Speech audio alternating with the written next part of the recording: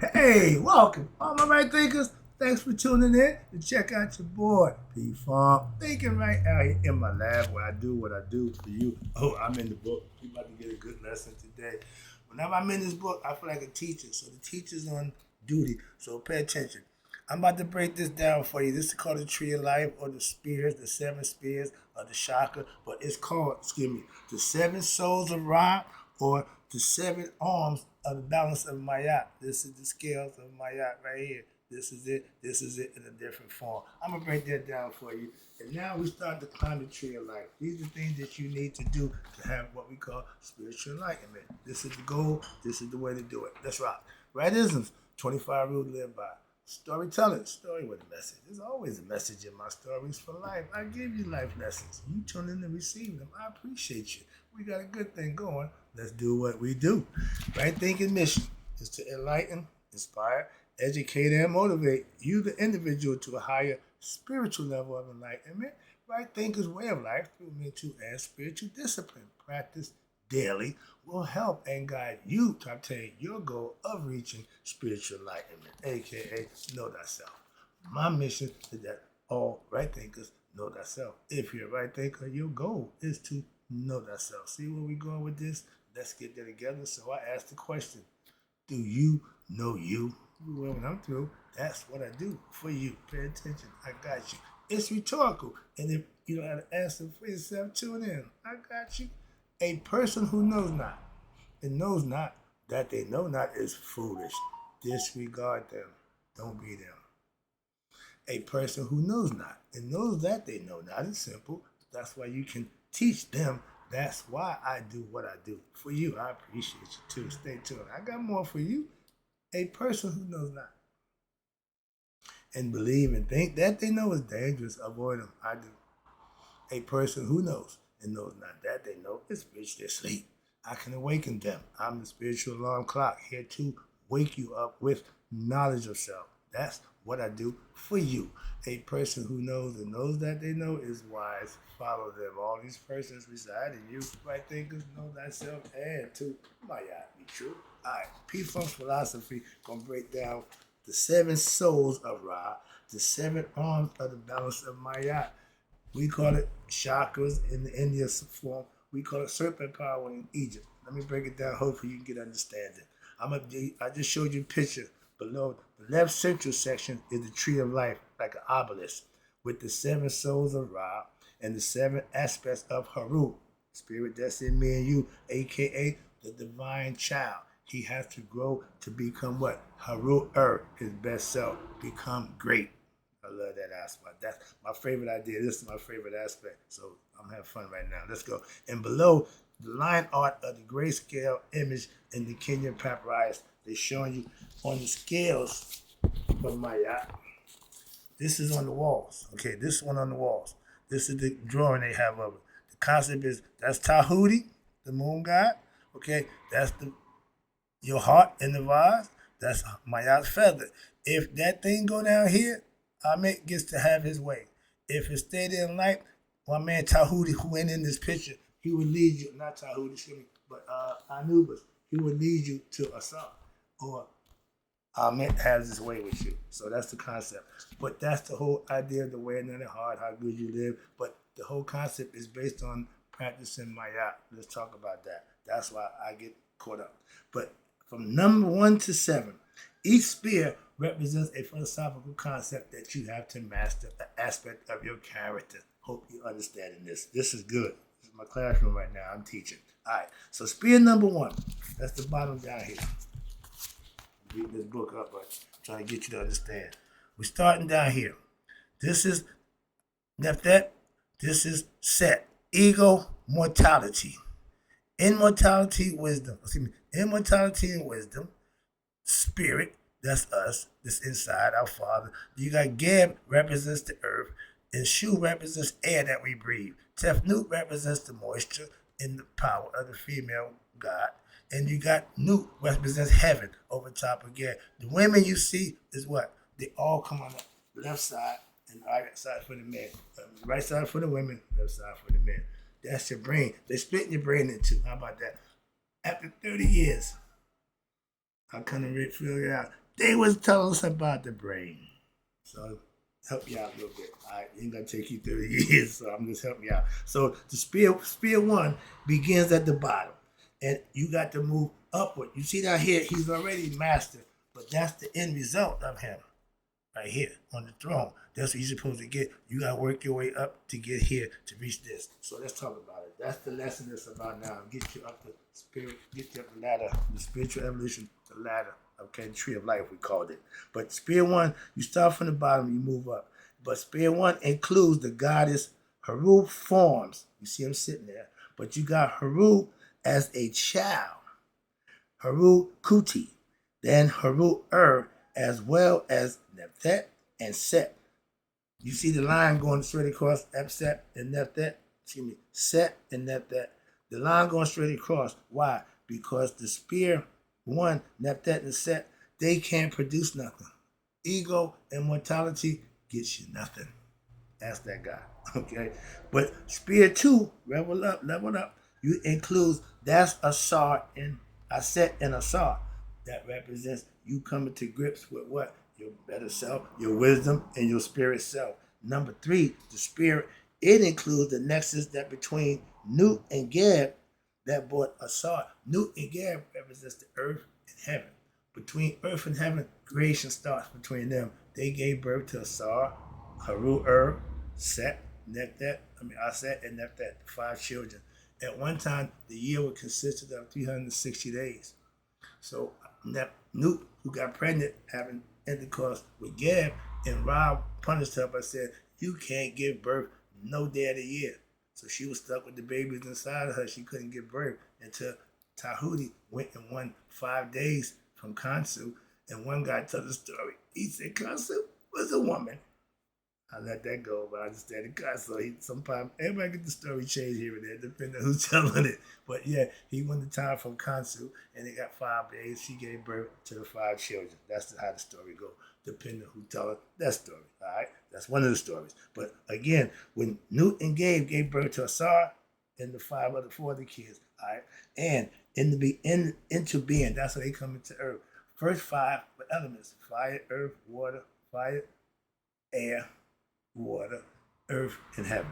6 is man, the beast of nature. That's us, not the mark of the beast, all that nonsense y'all talking. But spear 4, you see we going up the spear. Excuse me, I forgot to say that 4. It's 7 of them going up. We going up each one. We have 4 now. We can hit 5 and 6. And now we're moving on. All right, so pay attention. Keep up. When you get to number Nut and Geb brought them to earth. Then you got Nut and Geb, which represents earth and heaven. That's spear number 5. That includes the nexus between who were their parents, Shu, air, tough Nut, moist air. They brought Geb and Nut into being, which is earth and heaven. Spears number 6 included the principle of what? Shu, which is air, tough Nut, which is moist air, and life force. Number 7, the top of the range, that's where you end up with. That includes the god Ra. You went back to your father. And here, Ra is androgynous. So is Haru. Haru was known as the what? The great he-she. So he was male and female. Okay? Just like his father. He had both qualities in him. We all do. Okay? But the Ra is androgynous. That means containing male and female elements, qualities within himself, until he engenders the first duality which he set forth by creating Shu, which is the air that we're going to need, all consciousness, and tough Nut, water, the planet, water, the earth, and the morning dew, so to speak. But in the Per Im Haru text, Haru, for ancient Egypt, the ancient Egyptian book of enlightenment, coming forth by day. The state of spiritual enlightenment is described in chapter 83, where the initiate you realizes that the 7 Ujas, the 7 Uraeus, that's the serpents with the head, the cobra, ready to strike. That's the Uraeuses and the serpents, okay? But the deities or the bodies, which are immortal parts of the spirit. I gave you the 9 parts of that. We understood that too, all right? So you have been reconstituted or rediscovered. The 7 Uraeuses are my body, so says Ra. My image is now internal, meaning forever. Thus, the Safat, which is the 7 serpent goddesses, the 7 Urases, rearing their cobras. Rearing cobra is the primary symbol, okay, for the goddess of ancient Egypt's iconograph, and is described as Safat Ba Ra, meaning the 7 souls of Ra, the 7 arms of Mayat. They both mean the 7 things, saying different, but they both the purpose of judging you from the internal parts. These designations, of course, refer to the 7 spears we're talking about and the balancing scales of Mayat. In India, we call them chakras. India, okay, and Kundalini, serpent. Remember, everybody, the serpent is your spinal column, 33 degrees of it. Excuse me, 33 bones. This is your tidbit right there. All right, but and when the balancing scales of Mayat, which also corresponds with the 7 chakras of Indian Kundalini system. We both had the way to getting the Kundalini serpent rise to become enlightened. There's all different kinds of ways to make that happen. So we had ours, they had theirs, but the purpose was the same. When you see this here, this means if you didn't get past the 3rd level of the chakras, you wasn't making it, okay? You was Ahmed food, okay? From the 4th on up, you in the running now. You go to court, you have a hearing, and they're going to see if you're worthy. But from 3 down, you don't even make it into court. Okay, so moving on. But that was the picture diagram. Showed you the scales of Mayat displaying what? The 7 spears of energy centers or the chakras called 7 souls of Ra. Okay, you're being judged by the 7 arms of balance of Mayat. Depending how far you rise up the scale, depends on you. And if you're only at the 3rd level, you didn't make it. You'll be back. Why? Some things you need to do to learn. We here to learn life lessons. Once you learn it, that's enlightenment. You can go home. Okay, moving on. But this is the process we call the journey of Chet and Ankh, meaning the spiritual journey through life, climbing the tree of life. And it is it's in effect a method proven to make you, the 7 souls of Ra, part of one's body. You become Ra, and the 7 souls you have to enlighten yourself with.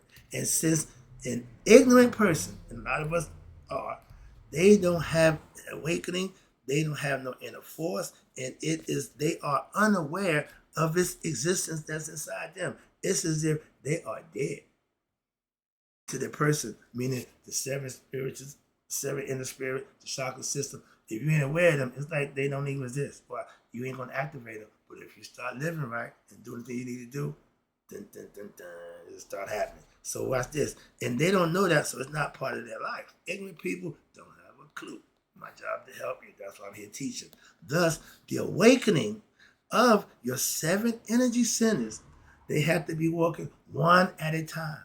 The serpent goes one, ding, light go up. Next one, ding, light go up. Next one, ding. As you go up, you're mastering them. The ding is you having understanding and mastery of that level of your life. Okay, starting from the lowest up to the highest. If you still working on lower nature, that means you didn't make it past your lower nature. And it's the energy centers through which the disciplines of daily study and meditation on each one of the principles in applying the Matean ethics and morals and living according with the wisdom teachings of Chit and Ankh, which will lead you to positive spiritual evolution. The ego mind will lead you to negative, and with spiritual evolution of one's soul, and it is to discovery of its cosmic, true, essential nature, thyself. Thus, each level of the evaluation going up the tree is correlated to a level of evolution. How far you go is the balance of scales of Maya. You want to reach to the 7th level, but which is composed of 7 arms or 7 spears or levels of spiritual evolution, the highest being 7. You may have noticed that there are no diagonal lines between Nadet and Set. because they don't produce. I told you, ego and mortality. Pay attention. Here is the lesson right here. This is the lesson. So that is because they do not produce anything. Simple. This, they cannot produce anything. Why? Anything real. Remember, the ego, that is. So how can death, which what that represents, okay, mortality, she's going to die. Your physical body will run out, and that's death. And egoism produce anything real. The ego's on its own. It can't do nothing but lead you around the wrong way. And death is imminent for that. So yeah, y'all gonna clash and ain't gonna produce nothing. Okay? Excuse me. But now consider this. Mortality is what that represents. Mortality meaning anything that's born, nature. It's born, it's going to die, but guess what? It's going to be born again in the spring. All nature does that. It goes into death state with hibernation for the winter. Everything dies in the winter, even the sun. We talk about that in a minute. But excuse me. Mortality is an illusion. Right there. It's not real. Of what? One's ego. Why? Because ego is also an illusion. It thinks it's God. It has God out because it wants to be God. They're called the demiurge. So therefore, all the ego can create is illusions, ideas, create a bunch of nothing. But since illusions are not real, watch this. So in effect, nothing has been created. That's the concept of the ego. And so when a person gets upset over an object that was lost, freak out, money, jewel, whatever it is, freak out, you're not there yet. If you still lose it by physical things, you haven't reached.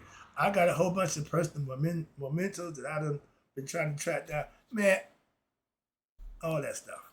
Yeah, I had to let it go. Simple. Why? I'm not getting out of pocket trying to find some stuff that I had 20, 30 years ago that means something to me then don't mean nothing now. If it's been going on that time, what could... So sorry, but see where I'm going with that. Don't get hung up on the past. Don't try to bring it back. And you can't.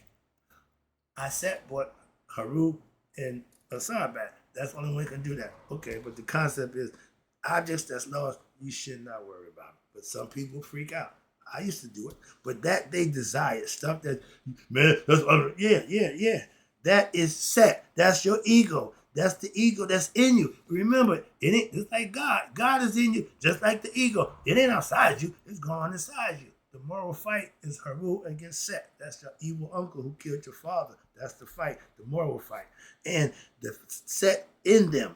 And to suffer over something that is not real, that's all egotistical. And since the object is an emanation of the divine and does not have any independent existence, and since the only reason they desire it is because their own ignorant mind is overpowered by the ego self consciousness. Okay? Excuse me. The ego conscious in is spelled CONSCIENC. That's the heart. That's the heart. If the ego can overpower the heart, you're going to lose. What's that? Something. What was that? The suffering over there. That is okay. And since the object is emanation divine, it does not independently exist. And since the only reason they desire is because their ignorant mind has overpowered and they satanic ego con. I mean, your heart has been changed. Now it's black. It's not pure. You ain't purifying the heart now. So also when a person grieves, watch this, over one who has died, they are acting in accordance with what? Their illusion and their ignorance on the belief, because there is no such thing as death of the real essential nature of the human beings. The spirit don't die. The consciousness go with the spirit. If it's connected, they go home. If not, the consciousness die and the spirit goes on. Okay, with some conscious of that lifestyle. So they said deja vu is because you've been here before. The spirits ain't new. Okay, so they get you to understand that human beings, when the nature of us, the physical body will die. Hold on one second. Excuse me. Where was we at? I was over here somewhere. No. Where was that? Sorry, I hate when I do that. Okay, we up here. All right. Belief. There is no such thing as death. Okay, the spirit don't die. It's goes on. But only the generational part, meaning the physical part that regenerates, the physical part can and will die. And since that was never real, even when it appeared in the real time and space, there is still no such thing as death. So for the ignorant people, death scares the hell out of them. They don't know about it. Again, they're ignorant. So when you get enlightened, death ain't fear no more. Fear, false evidence appearing real. You don't die. The physical body do. Yeah, but you don't. But if you're ignorant, see, again, moving on. That's why it's better to be enlightened, have knowledge of self, not a whole bunch of nonsense. Somebody selling you a bill of goods. You usually find out for yourself. Death, things don't die. Death from an abiding point of view, since the true essence of our souls of a human being is not generative. No, it can't die. It don't even multiply. That's why when the spirit goes to back, it's just there. It ain't generating nothing. It ain't doing. It don't need nothing. It's full. It has everything it needs. No regeneration. Just consistent. Just being. Okay. So as an agitation of the elements like a body, it's not mortal. It is part of the ocean of spirit. Okay. A soul's concept of individuality is its own generated aspect of ignorance, but the soul itself is not generated again. It is only confined portion of the universal soul in each individual. So when the human being discovered, watch this, he gave us this thing here, a brain, so that we can actually discover who we are, God's in the flesh. Word made flesh, whatever you want to call it, human beings, but spiritual beings to have a human experience so we can learn who we are and transcend to go back to our spiritual habitat of spirit beings. And when a human being discovers their transcendental self, aka thyself, the true nature of their spirit, their soul, as if realizes now what? They're one with God, the vast spirit of the universe. That's what knowing thyself is all about. You becoming conscious of who you are. Now, what about Charlie, Dick, and Jane, your mother, sister, and brother? You need to have your own communication, your own experience with God. Why? Because at the end, that's all that matters. Okay? So, like a drop, realizing what? That it's part of the vast ocean. Yeah, I want to, yeah, great. Yeah, relish it. Why? That's what you're supposed to do. Spiritually and consciously.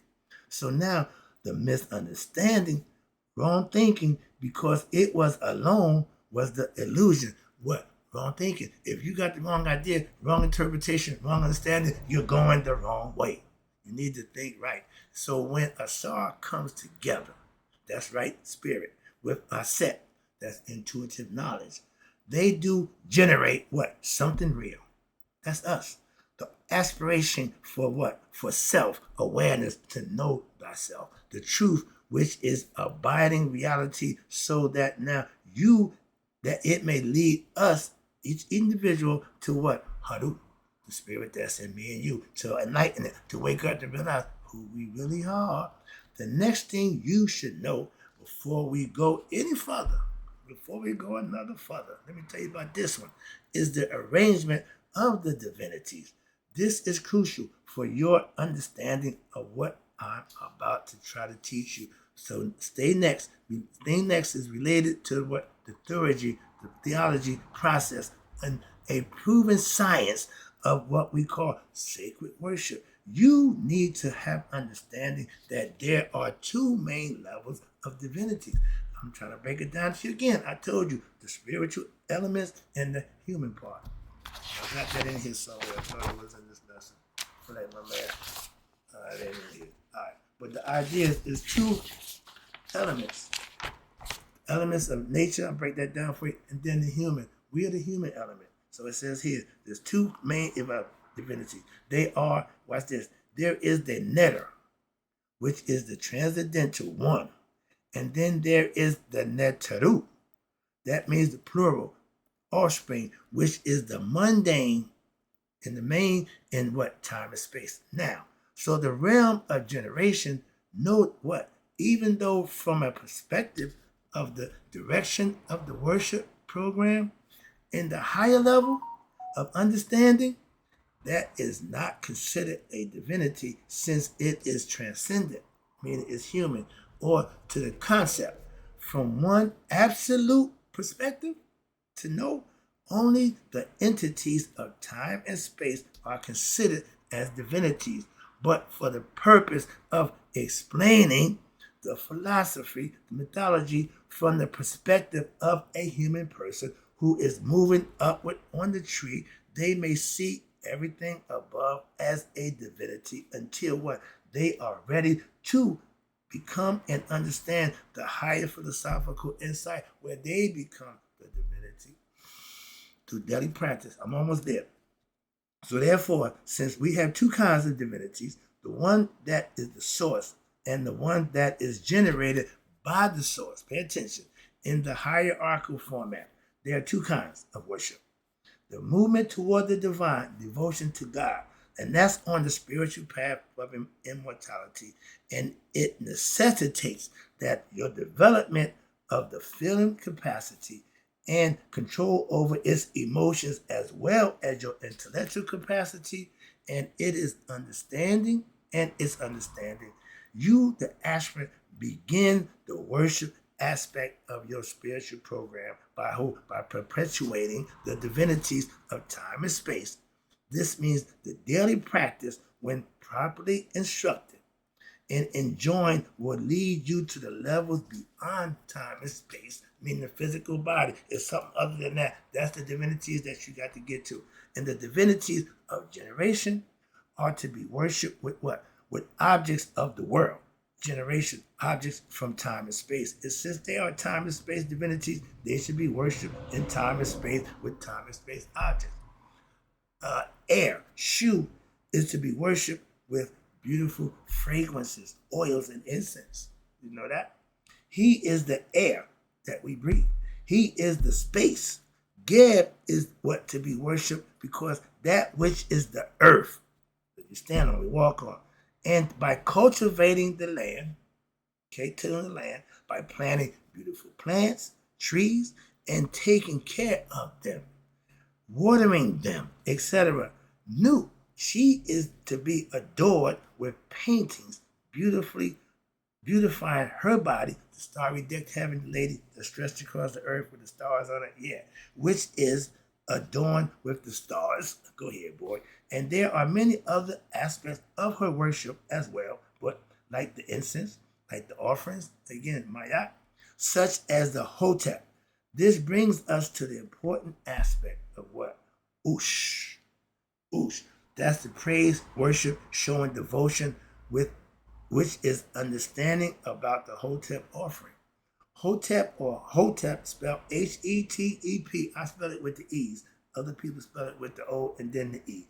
H-O-T-E-P. Okay, but it also means contentment in oneself with the gods. And the God is through what? Your appeasement offering you are giving them, which is your undivided attention, you being like them, you emulating them, and you becoming them. That's the name of that game. So you are now giving these divinities what? Life. Their due, so that they will be contented, happy with what you're doing. Again, you do things to get the blessings, and when you do what's right, they will make sure you get what you need. And they will not be objective in your pursuit of higher divinities. They won't stop you. They want you to go. So if you do not quell their desires, you don't do what you need to do, their energies in you. In other words, if you have lots of egoistic desires and ideas in you, you can't work with them. And the egoism is now going to block you from being able to discover the divinities that are higher than it. And virtually all the divinities are higher than Set. Set is the first one you got to get through. And he presents himself so that he make it hard for you. Okay? But you got to get through. And that's the egoism. You let us be clear here. Let it be clear here that the divinities are cosmic forces. Again, not real people, not little people. They're concepts and forces that course through the universe, also that's within you and your personality. They are to be mastered by you and not the other way around. Your ego needs to be under your control, not leading you. Emotions are good servants, bad leaders. So you are to become their controller. Get control of yourself and their master. And thereby now you will rule and be free on the higher planes as opposed to being ruled and enslaved on the lower. It means bringing them together so that they merge and lose their gender, uniting in the oneness of self, and in so doing, their energies within you, the preparatory, the preparatory, or call this as well. You now, the wise ones, serve the higher planes and rule the lower. Hello. And this way, one operates the laws of Maat instead of being slave to their ego. Hope you enjoyed the lesson. I see that half hour. I can't get around it. But I'm having fun doing this. I'll be back with some more for you. Right thinkers, may you all live to be 100. Me, 100 miles a day. So I never know that my right thinkers, who now have understanding of the seven by the seven souls of Ra and the seven arms of balance of Maya have passed away. I'll be back with more.